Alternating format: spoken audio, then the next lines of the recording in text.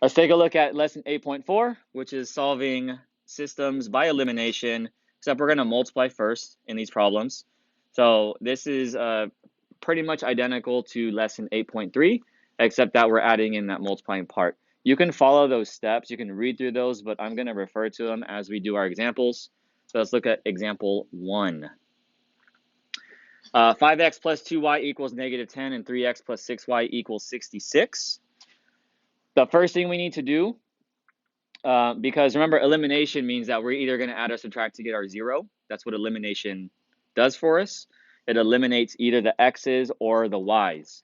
In lesson 8.3, we got a 0 right away if we added or subtracted, if we picked the correct one. But here, you'll notice if I add or subtract 5x and 3x, I don't get a 0. If I add or subtract 2y and 6y, I don't get a 0. So we need to multiply, and I'll tell you here what to multiply so that we get our 0. Okay, so I'm going to plan on, you get to pick, I'm going to plan on eliminating this. Go ahead and box that, please. If we're going to eliminate the y's, since we want them to be the same number and we want to get a 0, we're going to look for what's called the LCM.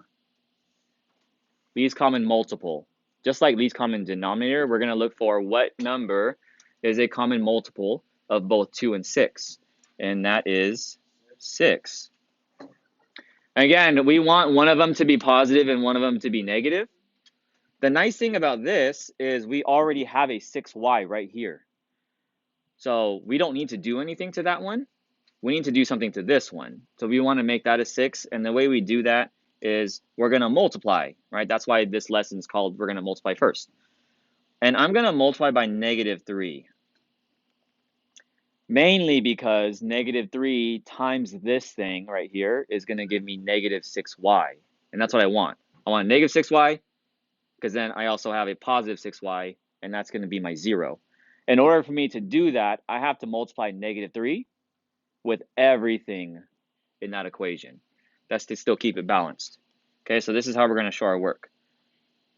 I'm going to multiply negative 3 times 5x will give me negative 15x. Negative 3 times 2y is negative 6y. And then negative 3 times the negative 10 over here is going to be a positive 30.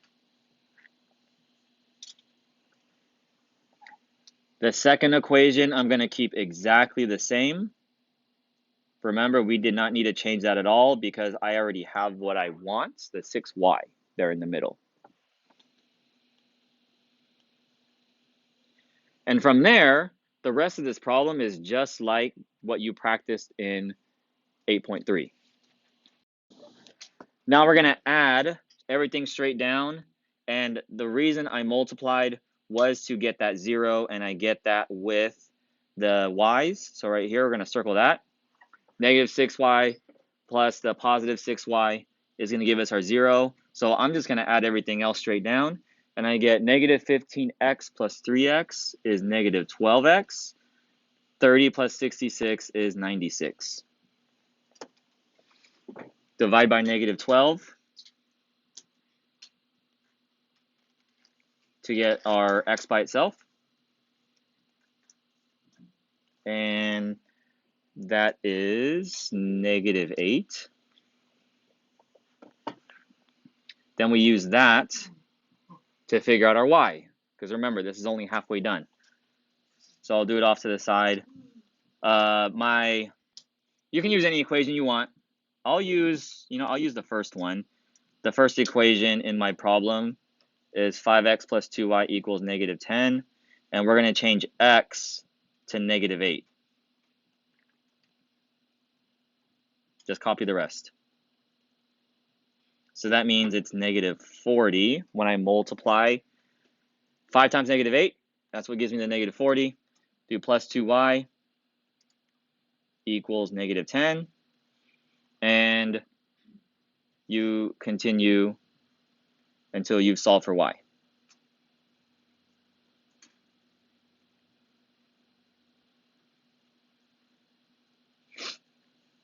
So this will be 15.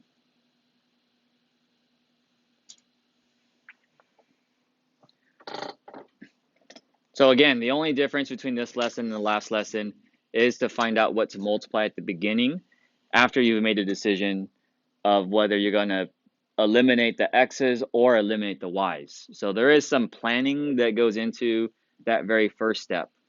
And that is pretty much what I did here at the beginning, steps 1 and 2. If you read those, that's what I did right here. Found the LCM and then I multiplied.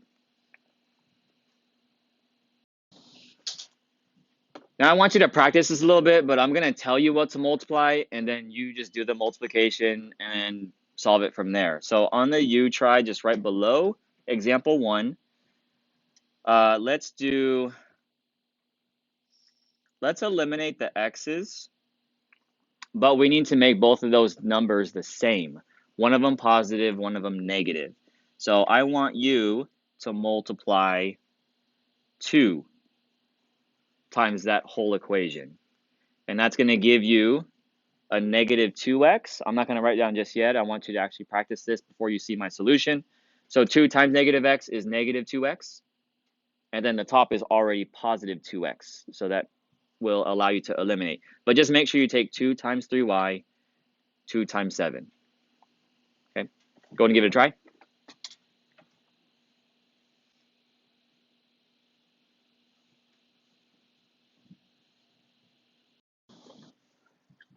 These are the two equations I get when I just multiply that bottom one by 2. Remember the top one, we did not need to multiply anything. And the reason I did that was so I can get my 0, which I do. I got positive 2x and negative 2x will add to give me that 0. So I add everything else. 5y plus 6y will give me 11y. 8 plus 14 is 22. This one's kind of nice because there's no negatives in there, just all positives. So it will help us with not making as many mistakes here. Divide by 11, and we get 2 for our y. Next is to find out the x. So I will start with one of our equations. I'll use the first one. It doesn't matter which one you use. I'm going to change the y to a 2. So it's 2x plus 5 times the 2 equals 8. That becomes 10. And then, like before, just go through and you solve it. You get 2x equals negative 2. And ultimately, x is going to give us negative 1 as our answer. Let's take a look at example 2 on the top right. We got 3x minus 7y equals 2 and 6x minus 9y equals 9. Again, first step is we want to decide what we want to eliminate, either the x's or the y's, and then find that LCM of those two numbers. Sometimes there is an easier one to choose. Like in this one, the x is going to be easier. So let me just walk you through how we would eliminate y. If you chose y, 7 and 9 has an LCM of 63. 63 is the smallest number that they both go into. So you'd have to multiply that times something to get 63. And then this one times something to also get 63. And those numbers are going to get really, really big. Or the rest of these numbers are, at least. So the easier one in this particular problem is going to be this, the 3x and the 6x. It's going to be the easier one. The LCM of those is 6. All right, 3 goes into 6, and 6 also goes into itself. What makes this one easier, or these variables easier to eliminate, is that this is already a 6. So I need to make this other one a 6. And specifically, I want to make it a negative 6. To make that a negative 6x, I multiply by negative 2. All right, negative 2 times the 3x will give me that. So let me just start writing the equation. Get negative 6x. I'm going to take this slowly because we might make some mistakes here. Negative 2 times this is negative 7y right here, which is going to give us plus 14y. And then after the equal sign, I got negative 2 times positive 2, which is a negative 4. I do not need to change the second equation. So that's easy.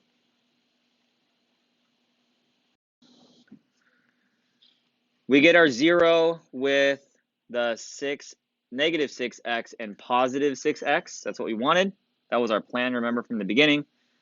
Now, if I add everything else straight down, I have 14y plus negative 9y and negative 4 plus 9.